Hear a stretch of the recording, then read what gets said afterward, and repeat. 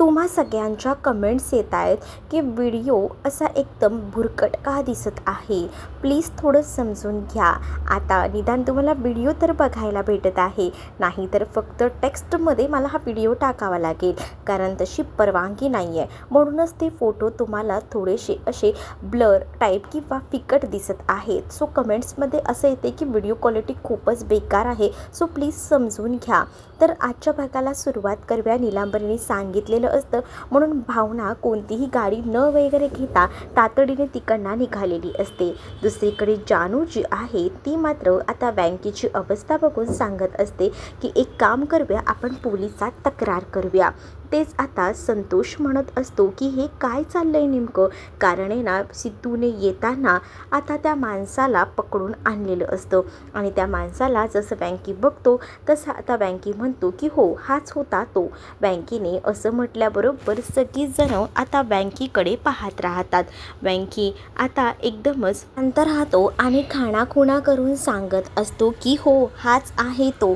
आणि असं जेव्हा तो खाणाखुणा करून सांगतो ना तेव्हा सगळीजण आता पाहत राहतात. तर दुसरीकडे मात्र आता पाहायला मिळत असतं की इकडे जयंतचं बरोबर जानूकडे लक्ष असतं. तर आता सिद्धू त्याला विचारतो की सांग खरं खरं तुला हे सगळं काही कोणी करायला सांगितलं.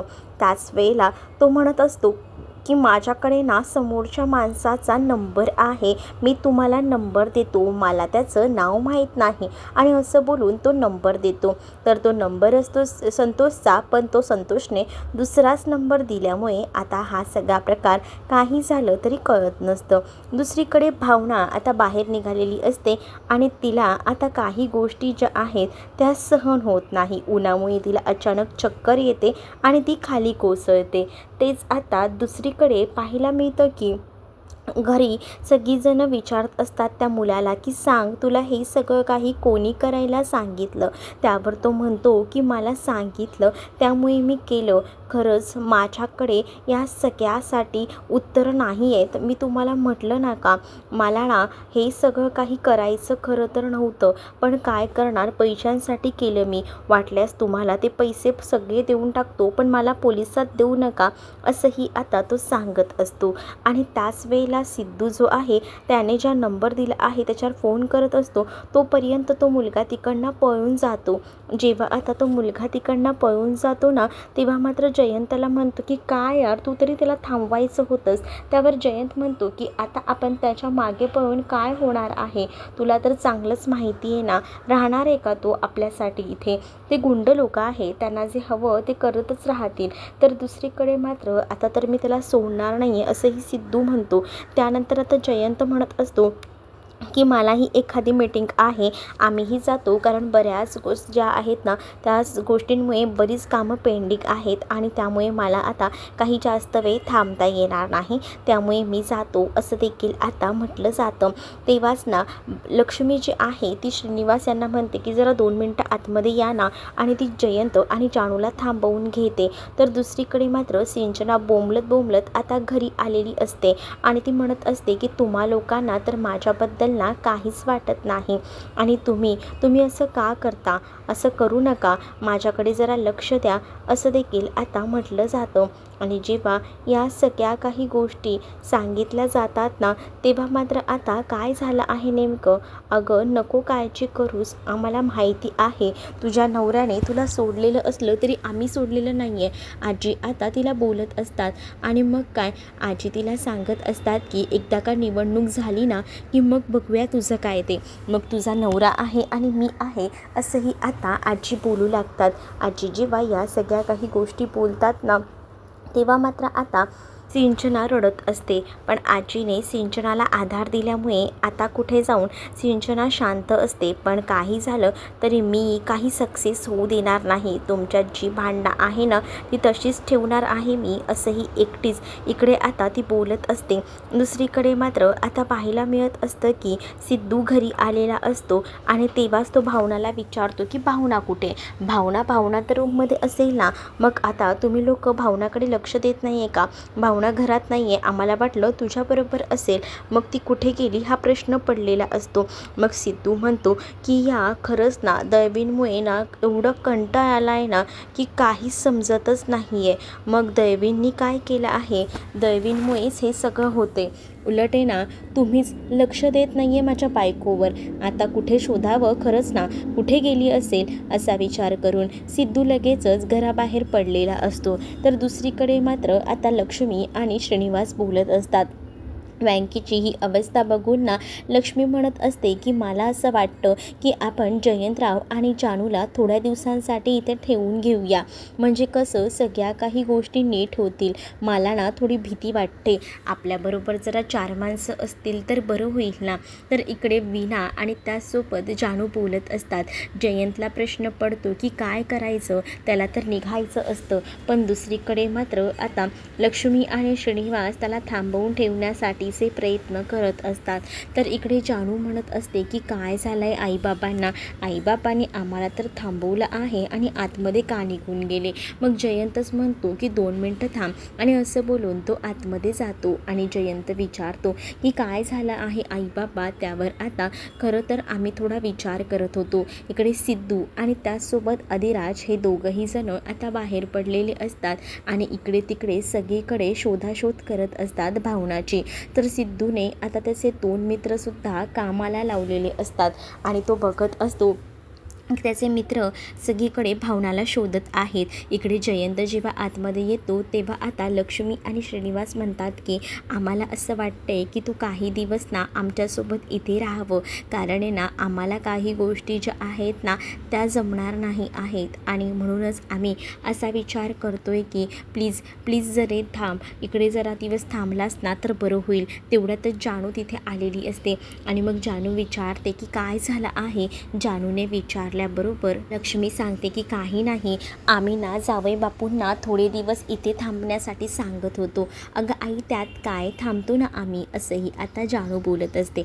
जानूला खरं तर थांबायचंच असतं, कारण त्या जयंतपासून तिला सुटकारा हवा असतो.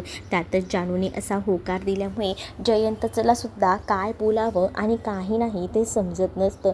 तो आता शांतच राहतो. तर दुसरीकडे मात्र सिद्धूने आपल्या मित्रांना कॉल केलेला असतो आणि सिद्धू जेव्हा आपल्या मित्रांना कॉल करतो ना तेव्हा मात्र आता सिद्धू जो आहे तो म्हणत असतो की काय चाललं आहे नेमकं.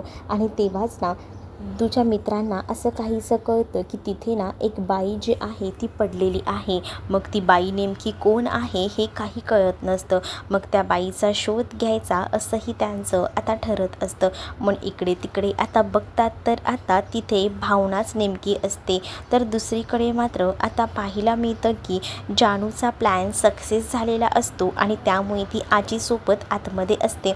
आजीला म्हणत असते की आपण ज्या गोष्टी ठरवल्या आहेत ना आजी, अगदी तशाच सगळ्या काही गोष्टी होत आहेत, बघितलंच ना आता सगळं काही मनाप्रमाणे होतंय.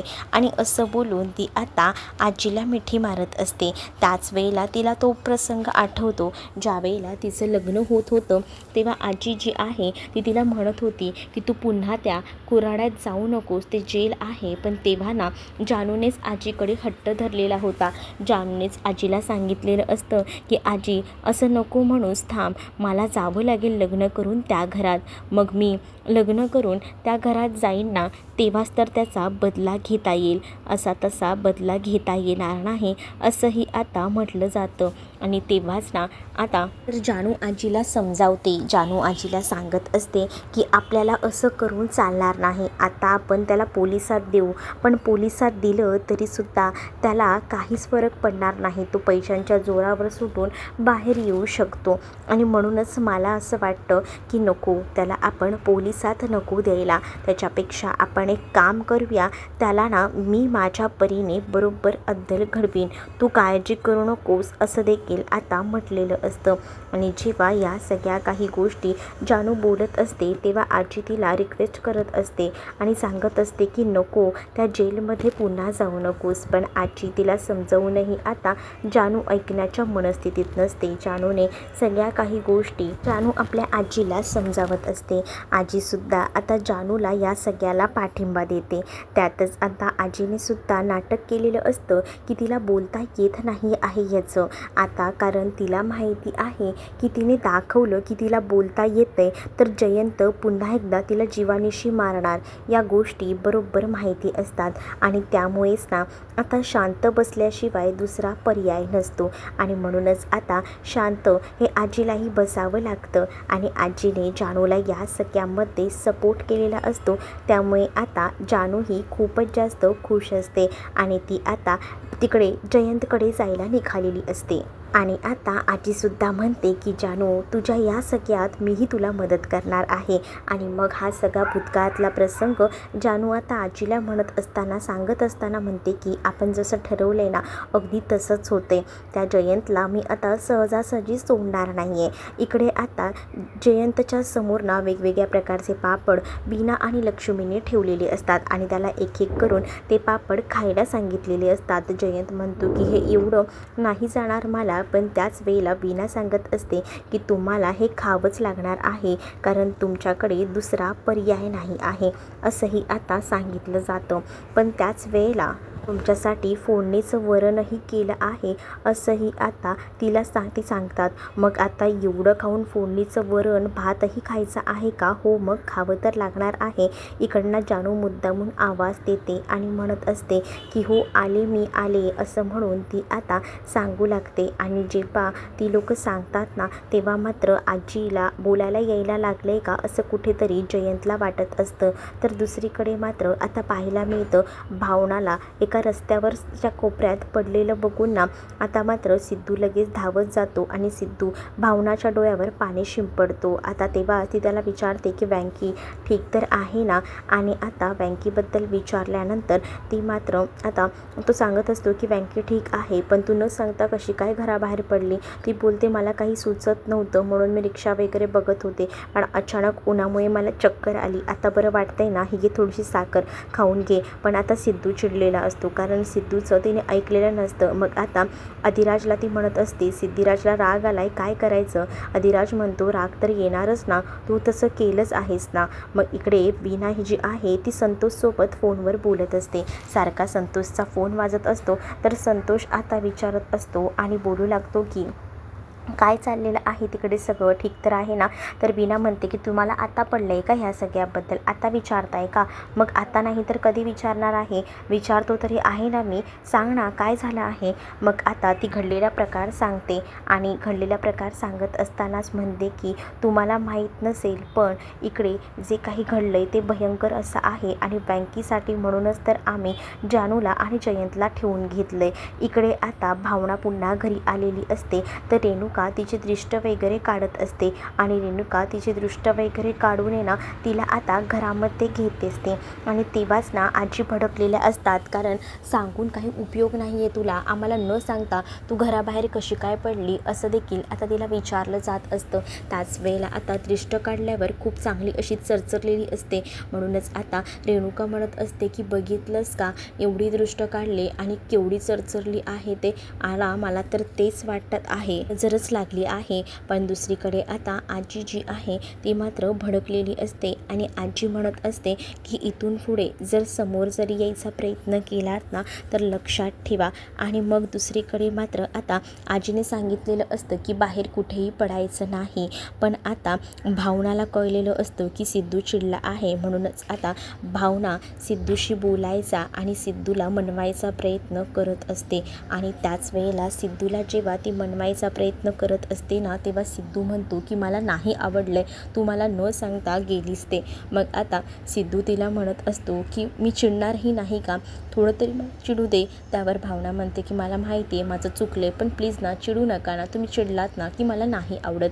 मग आता ती त्याचा रुसवा घालवण्यासाठी त्याला हसवण्याचा प्रयत्न करत असते. दुसरीकडे जानू जयंतच्या अंगाला तेल लावून देत असते. त्यांच्या लग्नानंतरच्या विधी काही अपूर्ण राहिलेल्या असतात त्याच आता पूर्ण केल्या जात असतात. बीना म्हणत असते की बघितलं का किती चांगलं तेल लावून दिलं जाते. मग आता जानू ही वैतागलेली असते आणि आता जानू म्हणत असते की काय चाललं आहे, वैताग आलाय आई, बस ना. मग आता बीना म्हणते की बघितलं का, आता हिला वैताग आलाय आपण आहोत म्हणून, नाहीतर हिला ना काही वाटलं नसतं बघा आई, असंही आता म्हटलं जातं. तिची मजा घेतली जाते. नंतर जानू जे आहे ती मात्र जयंतला आतमध्ये घेऊन जाते आणि जेव्हा जयंतला आतमध्ये घेऊन जाते ना ती, तेव्हा मात्र आता इकडे ती त्याला सांगत असते की बाथरूमला आतमधून कडी लागत नाही, त्यामुळे नीट दार लावून घ्या. पण त्यावेळेला ना तो दार लावताना तिलासुद्धा बाथरूममध्ये घेतो. मग ती चकित होते की काय करताय तुम्ही. त्यावर तो म्हणतो की बायकोसोबत रोमांस, अजून काय. तर आता थोडी अवघडलेली जानू असते. तर तुम्हाला हा भाग कसा वाटला आहे नक्कीच मला कमेंटमध्ये सांगा आणि असेच अपडेट पाहण्यासाठी चॅनलला सबस्क्राईब नक्कीच करा. चला तर मग भेटूया पुढच्या भागामध्ये. तोपर्यंत टाटा बाय.